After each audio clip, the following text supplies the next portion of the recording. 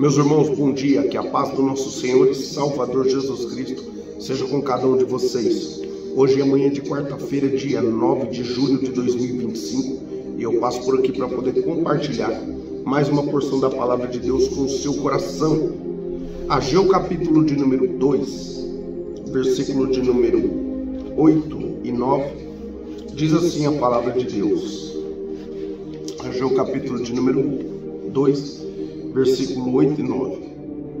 Minha é a prata, meu é o ouro, diz o Senhor dos Exércitos. A glória desta última casa será maior do que a da primeira, diz o Senhor dos Exércitos. E neste lugar darei a paz, diz o Senhor dos Exércitos. Aleluia! Glórias a Deus por esta palavra. Meus irmãos, no contexto aqui de Ageu, a nação de Israel, após ter voltado do cativeiro, eles começaram então a reconstrução do templo de Jerusalém, que havia sido destruído pelo exército inimigo, o exército caldeu de Babilônia. Beleza. Nos primeiros 8 meses do regresso deles, do retorno deles do cativeiro para Jerusalém, eles criaram ali o altar de sacrifício para poder oferecer sacrifícios a Deus, para que Deus pudesse responder de maneira favorável sobre a nação de Israel. Ponto. Com 2 anos que eles estavam ali novamente em Jerusalém, eles então lançaram os alicerces do templo para continuar a edificação da construção do templo. Porque o templo em Jerusalém, era sinônimo de presença de Deus. O templo no templo em Jerusalém era sinônimo de favor de Deus sobre a nação. Quando eles sacrificavam no templo, era sobre a arca da aliança que a Shekinah de Deus descia, e uma vez Deus recebendo o sacrifício que era oferecido, tanto pelo sacerdote, como uma vez por ano pelo sumo sacerdote, então uma bênção era empretada sobre a nação de Israel, e aquele ano então o povo, a nação gozava do favor de Deus sobre eles. Pois bem, o certo é que depois que eles lançaram os alicerces, quando eles estavam com 2 anos que eles haviam regressado do cativeiro babilônico, teve uma investida maligna do inimigo se levantando em oposição contra esta reconstrução. E eles pararam de reconstruir o templo. Pararam. Só que Deus não havia mandado eles parar, mas eles pararam a reconstrução. E esta obra então ficou parada cerca de 16 anos. 16 anos parada. Nesse interim, o povo, cada um correu atrás das suas vidas cotidianas, dos seus próprios interesses. E o povo então começou a investir em casas bonitas, casas apaineladas, diz a Bíblia, com ciprestes, com madeira de ciprestes pelo lado de dentro. Ou seja, o pessoal começou a correr atrás do momentâneo, do atual na época, e deixou o prioritário, que era a casa de Deus, e era sobre a casa de Deus que vinha o favor de Deus, até porque o templo na época, como eu disse aqui, era por onde Deus ele se manifestava, através da arca da aliança que ficava no segundo compartimento, ou no lugar santo dos santos, ou também lugar santíssimo, como queira. Beleza. O certo é que o povo ficou 16 anos e aquela construção ficou parada. O povo começou a trabalhar e não colhia os benefícios do trabalho. 100%. Eles recebiam salário e colocavam num saquetel furado, ou num saco furado. E assim, espiritualmente, houve uma regressão também do povo. E eles começaram ali não ter uma vida satisfatória, porque Deus estava colocando as mãos sobre aquela nação, não permitindo com que o céu trabalhasse de uma maneira favorável sobre a nação. Por quê? Porque eles deixou o que era prioritário. Eles deixaram a casa de Deus de lado para poder cada um seguir o curso natural de suas vidas cotidianas, ou seja, e eles passaram então a viverem para si. Pois bem, o certo é que depois o profeta Ageu é levantado, cerca de 4 meses ali, para trazer algumas mensagens para a nação de Israel. E Deus começa a mostrar a realidade deles, que eles estão plantando e não estão colhendo, que eles estão recebendo salário e estão colocando em um saco furado, que eles não estão prosperando como deveriam, porque Deus está contra a ação que eles estão tendo. E 16 anos já se passaram. Beleza. E uma vez Deus usando o profeta para falar isso, o Espírito de Deus então trabalhou em favor dos ouvintes. E tanto o governador, como sacerdotes, como levitas e todos que estavam ali presentes, eles caíram em si, acataram a palavra do profeta. O Espírito de Deus então trabalhou no interior de cada vida que estavam ali. E eles, num comum acordo, todos se levantaram e se propuseram a reconstruir, continuar, retornar à reconstrução do templo, para que posteriormente o favor de Deus pudesse vir sobre a nação de Israel. E eles concluíram, depois de um período, eles concluíram a reconstrução do templo. A reconstrução, 4 anos. Eles levaram para poder reconstruir. Beleza. O templo então foi inaugurado. E Deus levanta então o profeta para poder dizer que o dono dos recursos, ali nesse inteirinho, é que estava acontecendo tudo isso. Deus levanta um profeta para dizer que ele é o dono do recurso.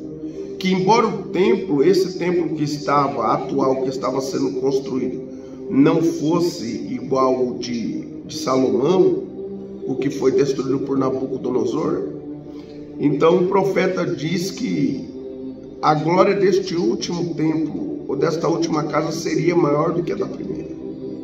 E nesse lugar Deus daria paz.